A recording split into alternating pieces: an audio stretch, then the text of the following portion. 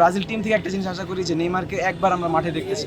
Brazil মানে football, football মানে Brazil, ব্রাজিলের ভক্ত, নেইমারের ভক্ত, তাই ভাবে সেজে আসা। আজকের খেলা ছিল অসাধারণ। ফুটবল মানে যে ব্রাজিল তার ঠিক প্রমাণটা আজকে পাওয়া গেছে।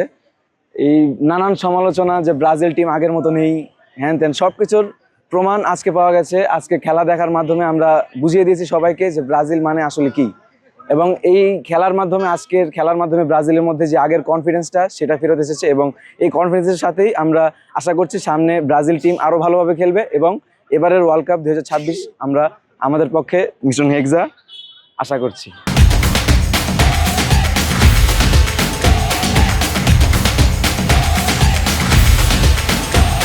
আজকে কতগুলো অ্যাটাক দিছে ঠিক গোনা সম্ভব না। প্লাস আজকে হাইতি যেভাবে খেলছে, হাইতি প্লাস এই 2026 ফিফা ওয়ার্ল্ড কাপের সবচেয়ে ফাস্টেস্ট ইয়েলো কার্ড আজকে হয়েছে। 7 মিনিট না কত মিনিটে যেন ফাস্টেস্ট ইয়েলো কার্ডটা আজকে খাইছে। মানে বুঝতেছেনি, কথায় কথায় শুধু শুধু ফাউল করছে আজকে।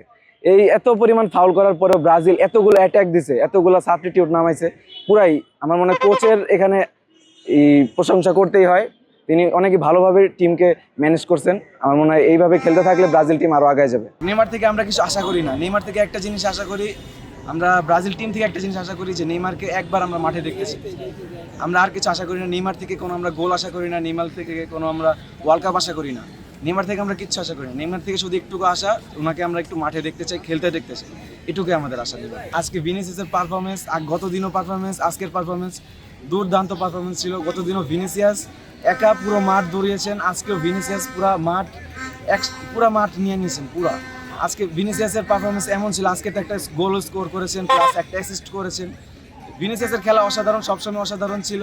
সবাই ভিনিসিয়াসকে নিয়ে অনেক ধরনের সমালোচনা করছে, এই ক্লাব খেলাকে বিভিন্ন ধরনের সমালোচনার শিকার হয়েছে ভিনিসিয়াস, কিন্তু তার পারফরমেন্স ছিল সবসময় টপ নচ। এখনও ব্রাজিল টিমও যতগুলো প্লেয়ার আছে তার মধ্যে সবচেয়ে টপ নচ পারফরমেন্স হচ্ছে ভিনিসিয়াসের।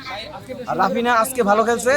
রাফিনাকে গতদিন তার পজিশনে খেলানো হয়নি, রাফিনাকে অন্য পজিশনে খেলা হয়েছিল।